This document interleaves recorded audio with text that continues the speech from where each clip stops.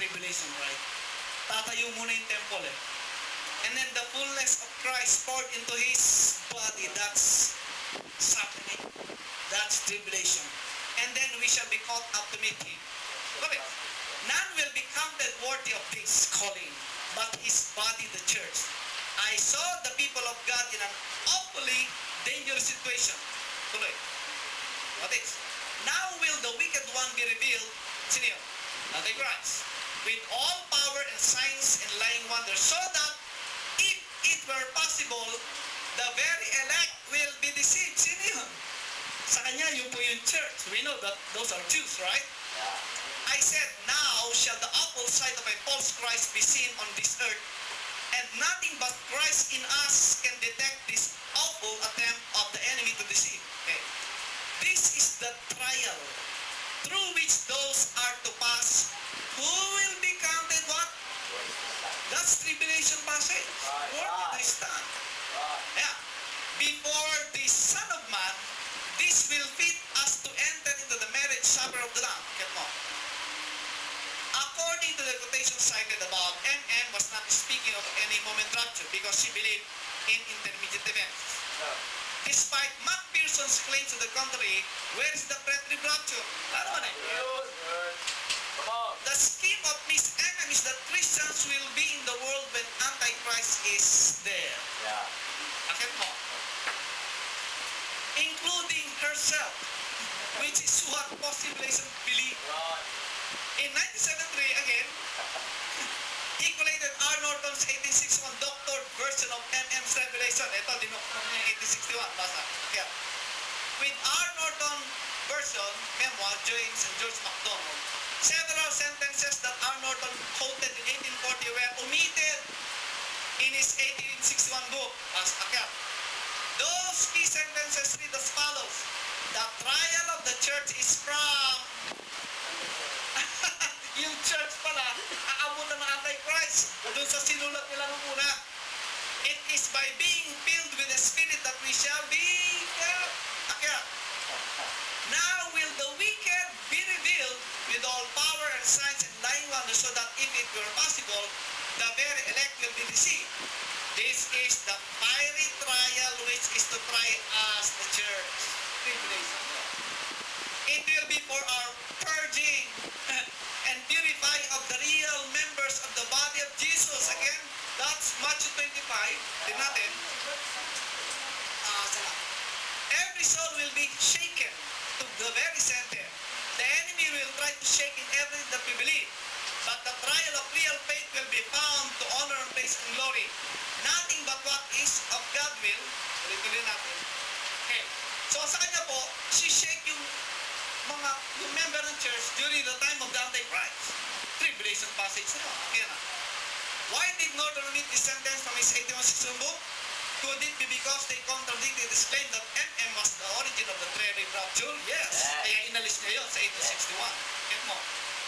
What seems incredible is that in his 1973 book, The Incredible Cover-Up, Mr. MacPherson had collated the 1840-61 verses by R. Norton, and so he knew about the sentences that were omitted in the 1861. Alam niya, kaya lang, para wag mabuko, inalis niya.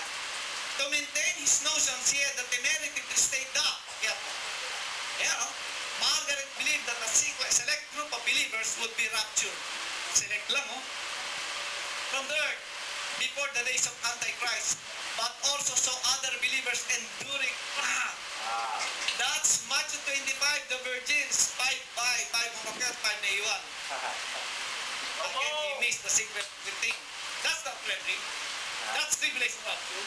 Yeah. Their view is that all members of the body must undergo the fiery trial from Antichrist. Is that pre-trib? Come on. He cited the sentences. Once again in 1983, in his The Great Rapture Hope, I would add here that we see in the Revelation the idea that persecution under Antichrist is meant to make the body of Christ ready for His coming. Much pambira. Pag wala ka right division, kahit anong gawin mong magic, mabibisto ka. This is for purification. Ibig sabihin, hindi pa save lahat yung nandun. Walang justification, walang redemption. Wow. The idea of redemption is post-trib.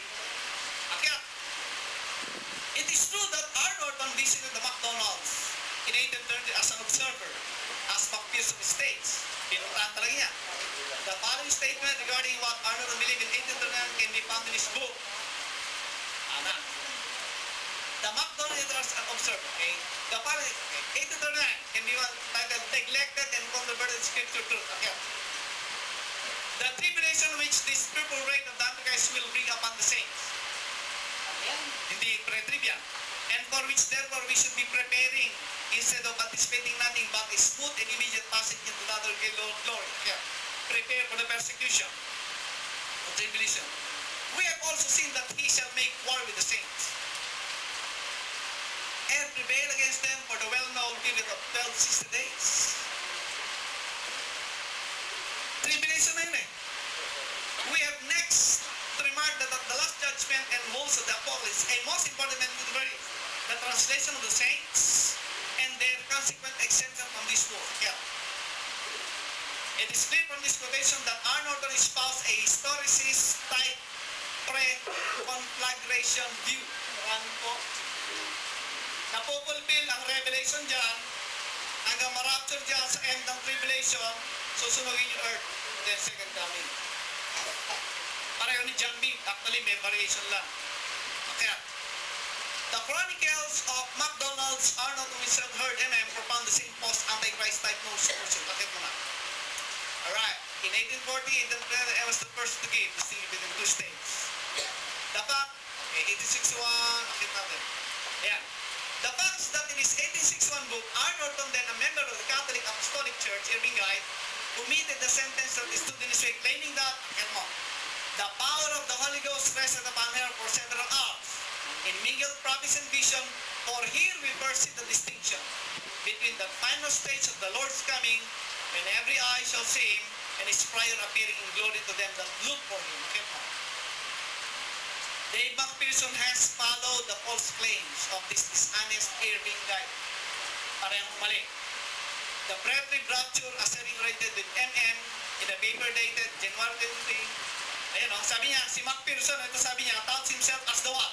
The world's leading authority on the origin of the pre-trib rapture theory. Ang galing mo. Siya daw yung world's leading authority pagdating sa pre-trib rapture theory. Grabe, no? Bakit mo? 1830. Ang dami niyang na-miss dyan. The occult connection. Darby didn't originate any rapture view in 1827 or any other year. Pre-trib leaders know that. Prior rapturism began in 1830. But they're also aware that both the originator and the first group to adopt it, that is the Irvingites, followers Edward Irving, this, were all heavily influenced by the occult. So leaders today do everything they can to draw attention away from 1830. Any attack against pre-trib and dispensationalism comes from the devil. We see that.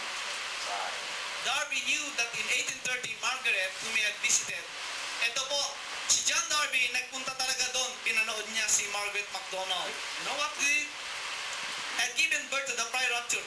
He also knew that the Irvingites had soon echoed her ideas and given her credit. Too many people knew about this even in 1850. If Darby had dared to claim in 1850 that he had come to these ideas before 1830, he would have been the laughingstock of Britain. Kung totoo talagang ginaya lang ni John Darby kay sa mga yon, tatawanan lang siya ng mga sa Britain kasi everybody knows that. Yung nangyari sa church na yon. Okay? Kung ginaya lang, kung kinopya lang ni John Darby, laughing stock lang siya sabi, pero hindi. Maraming na-influence. In effect, the pre-trib Darby in 18 contradicts today's pre-tribs who deviously emphasize 1827. Such history revisionism allows them to detour around 1830, even though Darby himself pinpointed it, and thus escape the stigma of the occult. Their claim that Darby was the originator in 1827 is groundless. Neither Darby nor any other early developer made such a claim. Wala naman eh. Here it comes out plainly that the purpose is stigmatize at any rate the world's leading authority on the origin of Pre 3, sinisiraan lang po si Darby. Ganun naman eh. Pag hindi mo makuha sa magandang usapan, under, below the belt naman. Wala nang may reason, di siraan mo na lang. That's the devil's attack, right? Has distorted and revised, manipulated history instead of apprehending the plain import of her statement, which is affiliated to the post-3 scheme, and no real resemblance to the interlocking church truth, pre-revelation for rapture and dispensation of truth, and not being alarmed by our Norton's omission, omitted na nga in E61, he has read into her statement what he appears so anxious to find. He has calumniated and slandered J&D for about 30 plus years, referring to Dave McPherson. Grabe, no? Inubos mo yung panahon sa kasinungalingan, manira lang ng tao, as well as indulge in ad hominem attacks and attributing unsavory motives to those who have not fallen for his manipulations. Marami pong nadadaya nito ngayon eh, especially those who walang idea sa right division. Atake, galing lang, demonic doctrine yan. Ako hindi. Kaya nasasabi nila yun. Okay. Mr. McPherson stands in a line of discredited calumniators of J&D regarding the recovery of the pre-trib rapture, the pre-revelation corrupt, beginning it since in 1855 when the supporter of B.W. Newton, remember that? Yung cross-trib na brethren? When the supporter of Newton, rigorous in his effort to attack the recovery said, the doctrine came merely from Judaizers. Post-trib yan eh. While in 1864, he stepped up the column to say it came from a spirit, a great difference. Kaya, hindi niya madiretso. From S.P. Tregeles, Mr. McPherson received that idea, but subsequently shifted to Margaret MacDonald. Hence his baseless allegation. So, Plymouth Brethren, organizer John Darby rejected Margaret's miraculous gifts, but accepted the noble two-faced coming. Ang sabi nila, it is interesting how some who are hostile to dispensational truth have fallen for this obviously absurd calumny. Consider the following by reconstructionist post-millennialist Gaynor. Rakit mo. The students are not told of Dave McPherson's discovery that Margaret MacDonald, a girl about 20 years old, went into trances in 1830 and announced that pre-trib doctrine. We are still waiting for Professor John Hanna, a competent and a talented church historian, to go into print and show from original source documents that McPherson's thesis is nothing but a sham. Strangely, he has decided to remain silent. Kasi hindi siya pre-trib eh. Or not so strangely as the case may. Bakit hindi i-print yung talagang words, right? Akit natin. In order to accept McPherson's thesis, one would have to conclude that J&D as well as all his early ministry companions, including Newton, who later opposed him, were all liars. Sana kasama rin ito. Okay. In point of fact, J&D knew and visited the McDonald's shortly after the outbreak of Tang's death. Nung maring ni John Darby na may nangyayaring Tang's, pinuntahan talaga niya yung church. Ayan. Okay. Visit the McDonald's. Akit mo. B.W. Newton, who later became J&D's chief opponent, offers great insight into what Darby understood. And when he understood it, when he states the following regarding his visit with the McDonald's in 1830, pinuntahan ni John Darby yung nangyayaring speaking talk session. Okay.